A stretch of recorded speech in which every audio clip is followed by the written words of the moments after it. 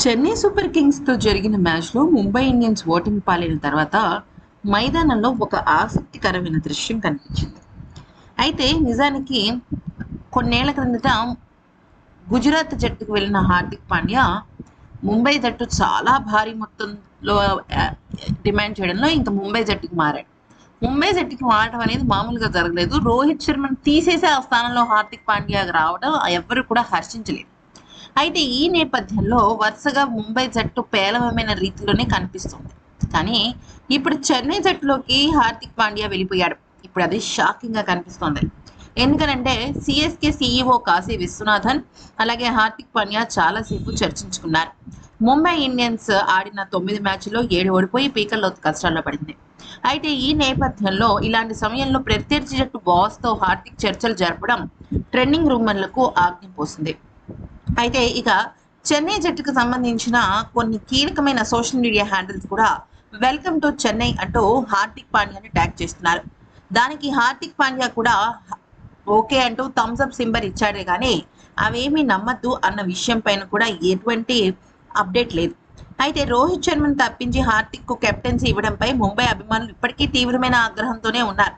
దీనికి తోడు వరుస వైఫల్యాలు ఒక్కసారిగా హార్దిక్ ను మరింత ఇరకాటంలో పడేశాయి.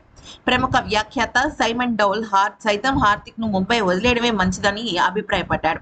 వరుసగా 2 సీజన్లో జట్టు విఫలమయ్యాక కెప్టెన్సీ నుంచి తప్పించి అతన్ని జట్టులో ఉంచడం హార్దిక్ ఆత్మవిశ్వాసాన్ని దెబ్బతీస్తుందని, తనంతట తానే వెళ్ళిపోవడం కరెక్ట్ అని చెప్పడంతో ఇక Hardik Pandya second plan B మార్చుకుంటున్నాడు అనమాట. అయితే ఇక 2027 వేలానికి ముందే హార్దిక్ పాండ్యాను సిఎస్కే ట్రేడ్ చేసుకోవాలనుకుంటే హార్దిక్, శివం దుబే ఇద్దరు టీమిండియాలో కీలక ఆల్రౌండర్లు. అయితే దుబే గత 2 సీజన్లుగా ఆశించినంత స్థాయిలో రాణించడం లేదు కాబట్టి చెన్నైకి చెందిన దుబేను ముంబై ఇండియన్స్కి ఇచ్చి హార్దిక్ ను చెన్నైకి తీసుకోవచ్చు. అయితే వీరిద్దరి ధరల మధ్య వ్యత్యాసం ఉంది కాబట్టి మరి ఇంకేదైనా అదనంగా నాథన్ ఎల్లిస్ వంటి ఆటగాడిని కూడా ముంబైకి ఇచ్చే అవకాశం ఉంది.